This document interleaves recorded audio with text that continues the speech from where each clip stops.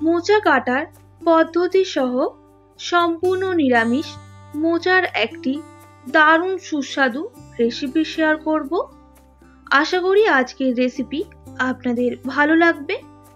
নমস্কার বন্ধুরা, Prius cooking ব্লগে আপনাদের সবাইকে স্বাগত জানাই। আজকে আমার রেসিপি মোচার ঘন্ট। একটা মোচা নিয়ে নিয়েছি। রেসিপিটি বানানোর জন্য মোচার ফুলগুলো আমাদের লাগবে, তাই আস্তরণগুলো এইভাবে ছাড়িয়ে নিতে হবে। তো দেখুন বন্ধুরা, এই ফুলগুলো এবার এখান থেকে আমি এইভাবে বটির সাহায্যে কেটে নেব। এরপর ফুলগুলো থেকে একটা কাঠির মতো অংশ থাকে, সেইগুলো বাদ দিয়ে দিতে হবে। একইভাবে সব কাঠিগুলো এইভাবে বাদ দিয়ে দেব।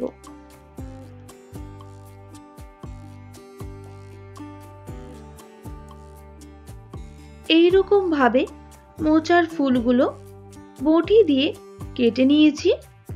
আপনাদের দেখিয়ে দিচ্ছি সেটা।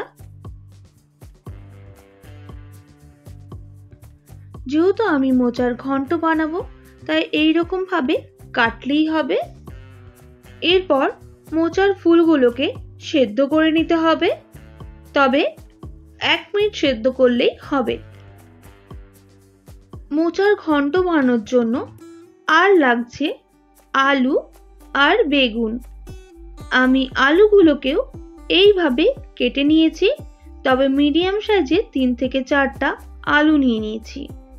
আর বেগুনগুলোকেও ঠিক এইভাবে কেটে নিতে হবে, তবে আগে থেকে বেগুন কাটলে বেগুনটা অবশ্যই নুন জলে ভিজিয়ে রাখতে হবে, না হলে বেগুনগুলো কালো হয়ে যেতে পারে।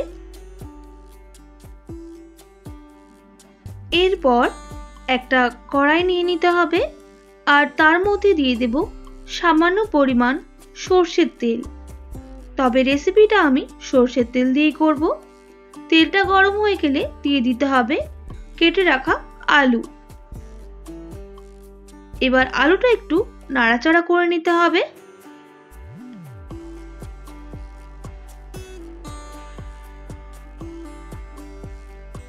আলুর মধ্যে দিয়ে দিতে হবে পরিমাণ মতো লবণ, আর লবণটা আলুর সাথে ভালোভাবে মিক্স করে নিতে হবে।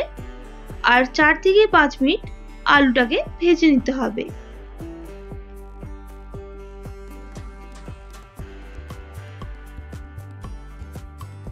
আলু ভাজা হয়ে গেলে দিয়ে দিতে হবে কেটে রাখা বেগুনগুলো।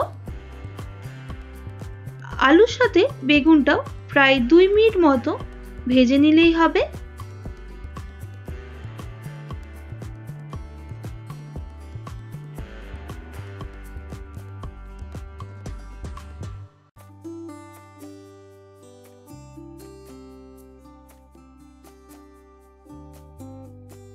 আলু বেগুন বেশ ভালোভাবেই ভেজে নিতে হবে, তাহলে রেসিপিটা খেতে ভালো লাগবে।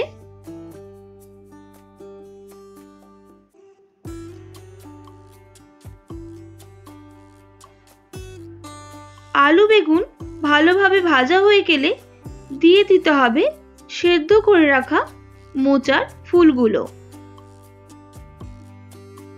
আবারও মোচার ফুল দেওয়ার পর বেশ কিছুক্ষণ নাড়াচাড়া করে নিতে হবে।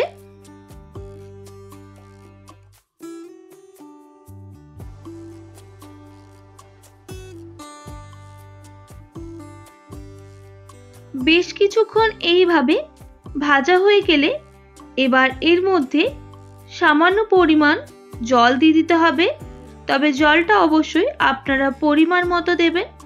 আমি আমার পরিমাপ মতো এখানে জলটা অ্যাড করলাম। এবার ঢাকনা দিয়ে ঢেকে দেব ভালোভাবে সুসেদ্ধ হওয়ার জন্য প্রায় 1 মিনিট মতো।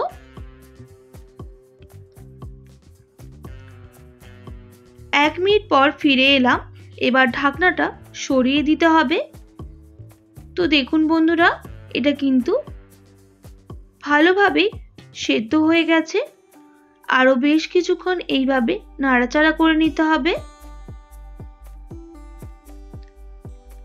এর এরপর এর মধ্যে অ্যাড করে দিতে হবে পরিমাণ মতো হলুদের গুঁড়ো, সামান্য পরিমাণ জিরে গুঁড়ো,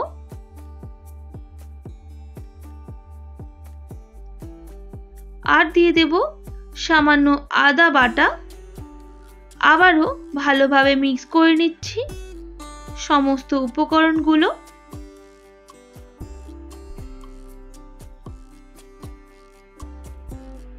তো দেখুন বন্ধুরা, আদার কাঁচা গন্ধটা যাওয়া অবধি আমি কিন্তু এগুলো ভালোভাবে ভেজে নেব।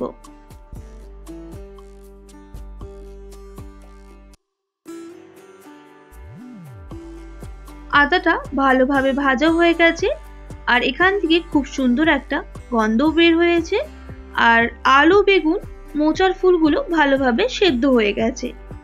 এরপর এগুলো নামিয়ে নিতে হবে।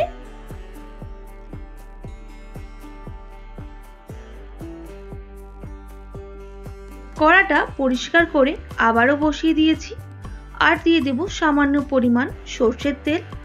আর তেলটা গরম হয়ে গেলে দিয়ে দিতে হবে 5 ফোড়ন আর একটা তেজপাতা। তেজপাতা আর ফোড়ন ভালোভাবে ভেজে নিতে হবে। খুব সুন্দর একটা গন্ধ বের হয়েছে। এই স্টেজে আমি সেদ্ধ করে রাখা মোচার ফুল, আলু, বেগুন দিয়ে দিলাম আর বেশ কিছুক্ষণ ঢাকনাও ঢেকে দিলাম। আবারও ভালোভাবে মিক্স করে নিতে হবে।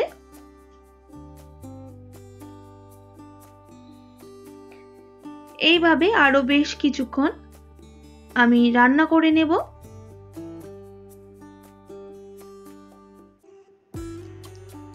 সবশেষে দিয়ে দিতে হবে সামান্য পরিমাণ ঘি।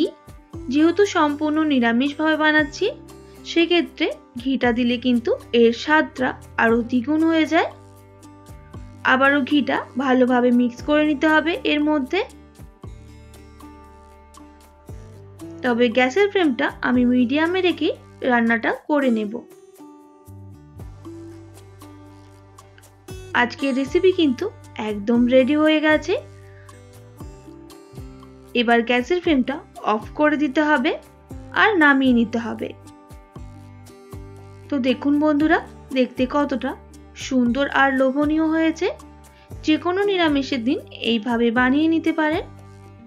আশা করি আজকের রেসিপি আপনাদের ভালো লেগেছে। ভালো লেগে থাকলে অবশ্যই একটি like, comment, share and subscribe করে আমার পাশে থাকার অনুরোধ রইল।